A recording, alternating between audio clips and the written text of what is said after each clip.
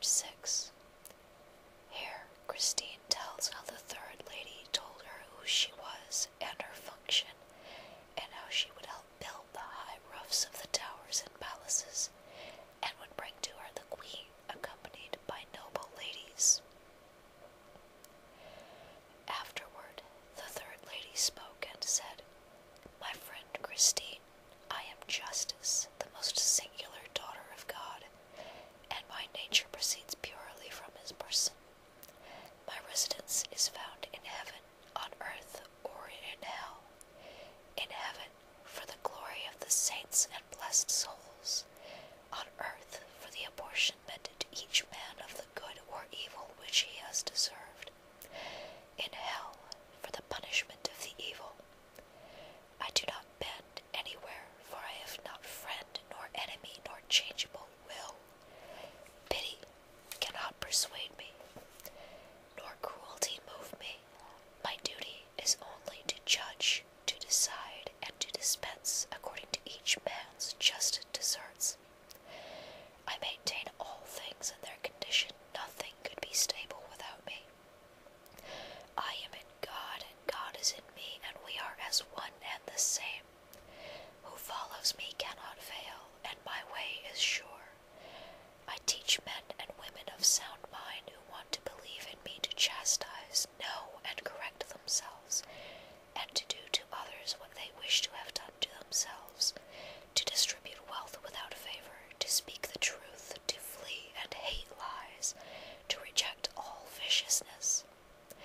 This vessel of fine gold which you see me hold in my right hand, made like a generous measure, God my Father gave me, and it serves to measure out in each his rightful portion. It carries the sign of the fleur-de-lis of the Trinity, and in all portions it measures true, nor can any man complain about my measure. Yet the men of earth have other measures which they claim to depend upon and derive from mine, but they are mistaken. Often they measure in my shadow, and their measure is not always true, but sometimes too much for some and too little for others.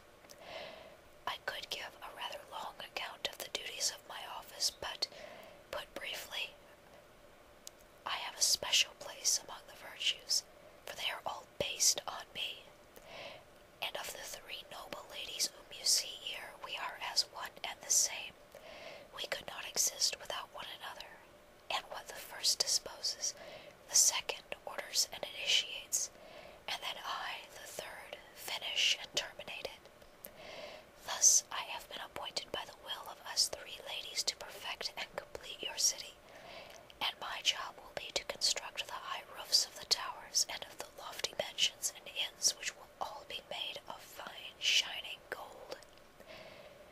Then I will populate the city for you with worthy ladies and the mighty queen whom I will bring to you. Hers will be the honor and prerogative among all other women, as well as among the most excellent women. And in this condition I will turn the city over to you, completed with your help, fortified and closed off with strong gates which I will search for in heaven, and then I will place the keys in your hands." Part 7. Here Christine tells how she spoke to the three ladies. When the speeches of all three ladies were over, to which I had listened intently, and which had completely taken away the unhappiness which I had felt before their coming, I threw myself at their feet, not just on my knees, but completely prostrate because of their great excellence. Kissing the earth around their feet, adoring them as goddesses of glory, I began my prayer to them. O ladies of supreme dignity, radiance of the heavens and light of the earth, fountains of paradise and joy of the blessed, where did such humility come from, your highnesses, that you have deigned to come down from your pontifical seats and shining thrones to visit the troubled and dark tabernacle of this simple and ignorant student? Who could give fitting thanks for such a boon? With the rain and dew of your sweet words you have penetrated and moistened the dryness of my mind, so that it now feels ready to germinate and send forth new branches capable of bearing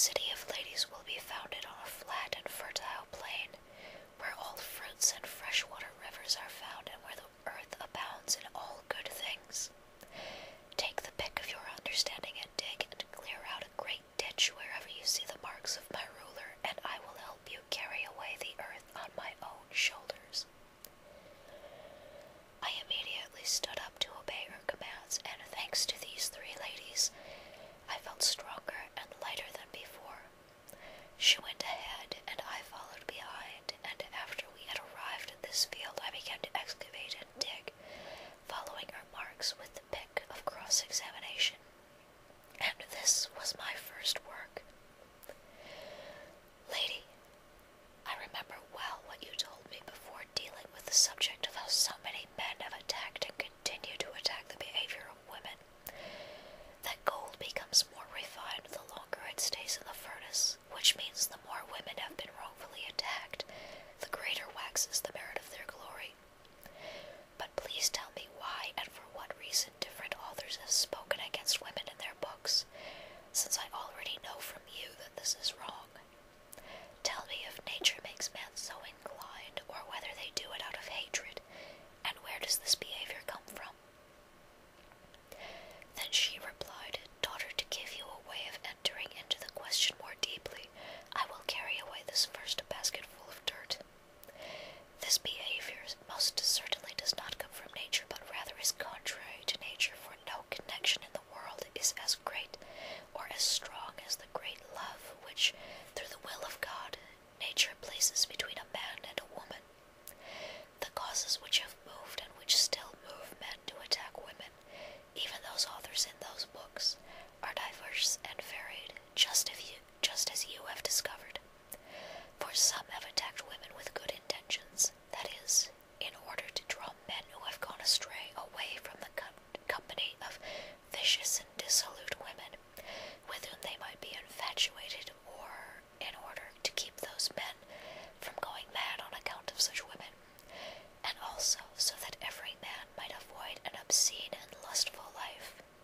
They have attacked all women in general,